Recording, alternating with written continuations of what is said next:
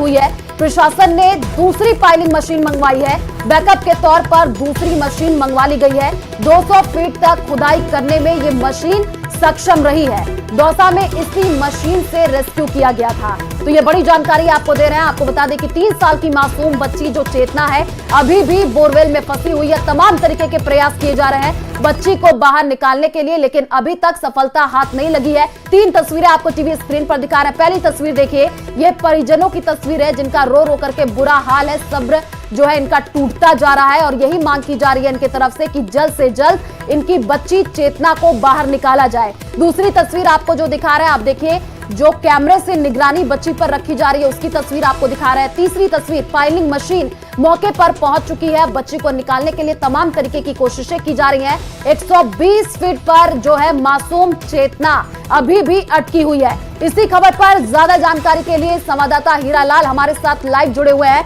उन्हीं का रुख कर लेते हैं। हीरालाल, मौके से जरा तस्वीर दिखाइएगा। दूसरी पाइलिंग मशीन भी पहुंच चुकी है, किस हिसाब से रेस्क्यू किया जा रहा है? जी, इस समय की सबसे बड़ी अपडेट ये है कि प्रशासन ने दूसरी पाइलिंग मशीन मौके पे बुलाई है। ये पाइलिंग मशीन वही पाइलिंग मशीन है जो दौसा में जब इस प्रकार का जो घटना घटित हुई थी, वहां जो रेस्क्यू ऑपरेशन किया गया था, वहां भी यही दूसरी जो पाइलिंग मशीन है उसको मंगवाया गया था। बताया जा रहा है कि ये वहां पर जो घटना घटित हुई थी उस समय जो पहली जो पाइलिंग मशीन थी वो खराब हो गई थी। उसके बाद बैकअप के तौर पर दूसरी पाइलिंग मशीन मंगाई गई थी और उसमें करीबन 6 घंटे से ज्यादा का समय लगा था। तो यहाँ प्रशासन ने एहतियात बरतते हुए दूसरी पाइलिंग मशीन को बैकअप के तौर पे मंगवा लेगा। मैं बताना चाहूंगा कि फिलहाल जो पाइलिंग मशीन जो प्लान बी के तहत जो गड्ढा खोदा जा रहा था वो अभी फिलहाल कुछ देर के लिए रोका गया है और प्लान ए के तहत जो रेस्क्यू टीम लगातार प्लान ए को अंजाम दे रही थी और बच्ची को बाहर निकालने की जो रेस्क्यू किया जा रहा था वो अभी भी प्रयासरत है कि किसी प्रकार से है जो बच्ची को बाहर निकाल लिया जाए, क्योंकि प्लान ए के तहत जो रोड डालकर जो एल बैंड है उसको गड्ढे में डालकर बच्ची तक जो बैंड है उसको पहुंचाकर उस बच्ची के हाथों पैरों में जो है उस बैंड को अटकाकर उस बच्ची को बाहर निकालने का जो प्रयास है वो लगातार जारी है।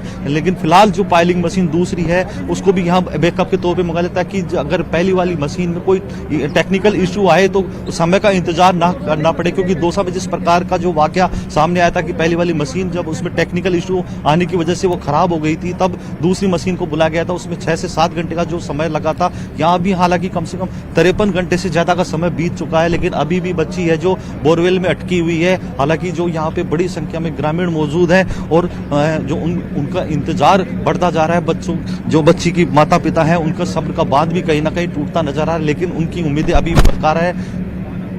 बिल्कुल हीरालाल, क्योंकि 53 घंटे से ज्यादा हो चुका है। परिजनों का भी रो रो करके बुरा हाल है। मौके से आप लगातार तस्वीरें दिखा रहे हैं, जरा बताइएगा, क्योंकि हमने देखा था कि कल तक जो है बच्ची का मूवमेंट देखने को मिला था, अभी क्या कोई मूवमेंट देखने को मिल रहा है?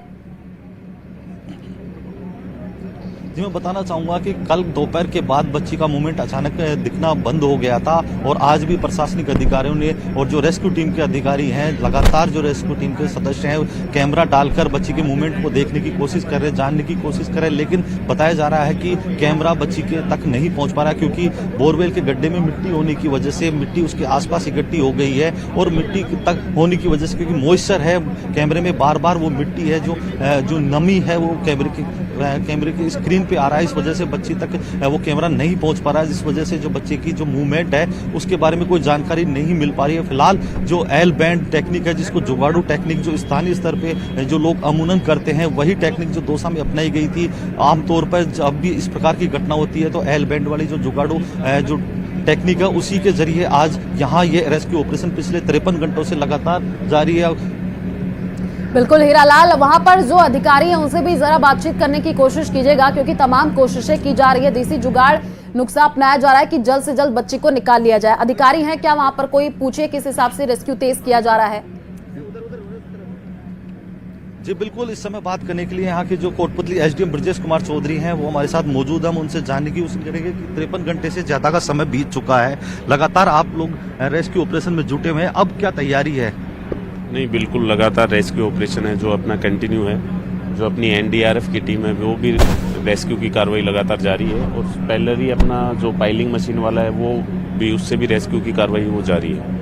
सर, दूसरी पाइलिंग मशीन यहाँ मौके पे बुलाई गई है, क्या दूसरी पाइलिंग मशीन का उपयोग किया जाएगा पहली वाली की जगह? दूसरी जो पाइलिंग मशीन है वो स्टैंड बाई रखी गई है ये जो पाइलिंग मशीन है वो 150 फीट तक की हाइट तक का है। इसमें अगर बाई चांस ज़रूरत पड़ती है तो उसको स्टैंड बाई इसीलिए रखा गया है कि ज़रूरत पड़ती है तो उसकी मदद ली जाएगी। सर अभी तक जो पहली वाली पाइलिंग मशीन है उससे कहाँ तक कितनी फीट तक खुदाई कर दी गई?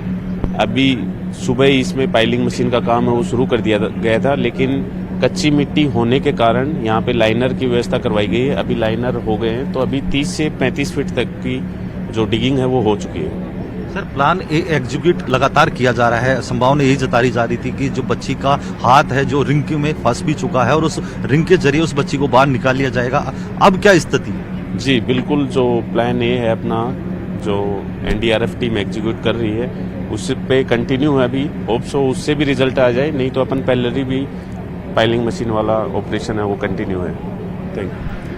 जी बिल्कुल, ये एसडीएम थे जिनका कहना है कि जो प्लान ए है एग्जीक्यूट लगातार किया जा रहा है। बच्ची का मूवमेंट देखने का प्रयास किया जा रहा है। जो दूसरी मशीन पाइलिंग मशीन है उसको बैकअप के तौर पे यहाँ मंगवाया गया है। जो पहली वाली मशीन है उसकी जो खुदाई की जो क्षमता है 150 फीट के करीबन बताई जा रही है। दूसरी जो मशीन यहाँ मंगवाई गई है उसकी 200 फीट की जो खुदाई क्षमता है वो लगातार जो यहाँ मंगवाई गई है।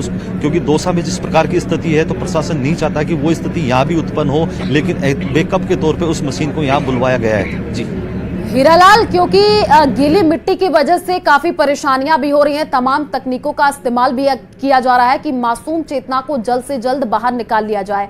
वहां पर जो है हम देख पा रहे हैं कि पूरे एरिया को घेर दिया गया है और वहां पर रेस्क्यू ऑपरेशन चलाया जा रहा है। जरा आसपास अगर आप वहां की तस्वीरें दिखा पाएं।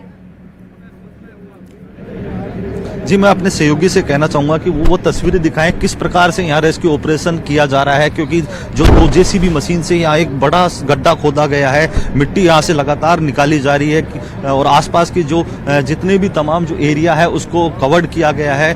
पोल लगाकर रस्सी के सहारे उसको बैरिकेटिंग की गई है। जो पुलिस जवान है, पुलिस अधिकारी हैं, वो यहाँ कानून व्यवस्था के तौर पे मौजूद है। पुलिस जो जवान है उनको भी उन बैरिकेड्स के पास तैनात किया गया है ताकि बड़ी संख्या में जो ग्रामीण है इस रेस्क्यू ऑपरेशन देखने के लिए यहाँ जुटे हुए हैं और किसी प्रकार की रेस्क्यू ऑपरेशन में डिस्टर्बेंस इन ग्रामीणों की वजह से नहीं, क्योंकि एक उत्सुकता होती है ग्रामीणों में।